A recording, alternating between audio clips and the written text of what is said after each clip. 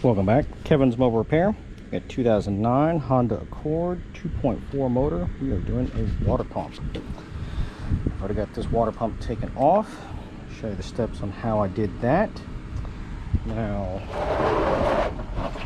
what we have here is you'll take this motor mount out.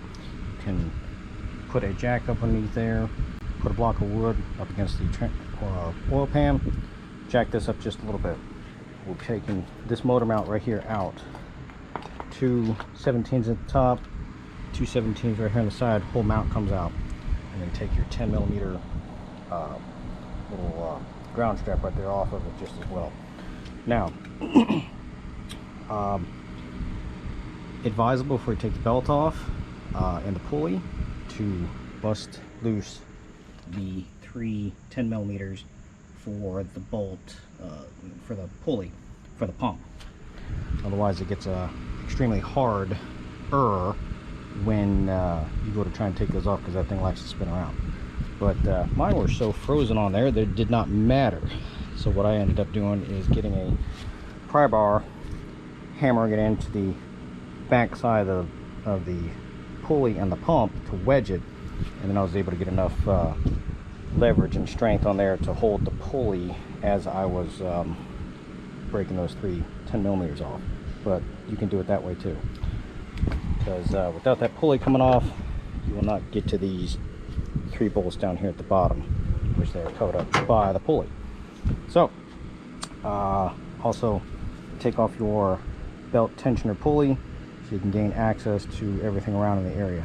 And then after that, then you're looking at 1, 2, 3, 6 10mm bolts, long bolts like yay, and then the pump itself comes off. Once I get this back together, I'll show you a cool little tool that I have for bleeding out the air bubbles in the system that you will have once you have the pump itself replaced. But other than that, this is a spring-loaded tensioner too, so it's real easy. 14mm nut, pry the tensioner back, spring-loaded, take the belt off, and then you can use that same tool that you use to loosen up the belt to break off the 14 to take the pulley itself off, so you can gain access to everything. But I will be back once I get this installed. I'll show you this cool little tool and the little bleeding process. Alright, here's our update. Here's my cool little tool. You guys have probably seen this in a couple of videos before, but this is basically what it does.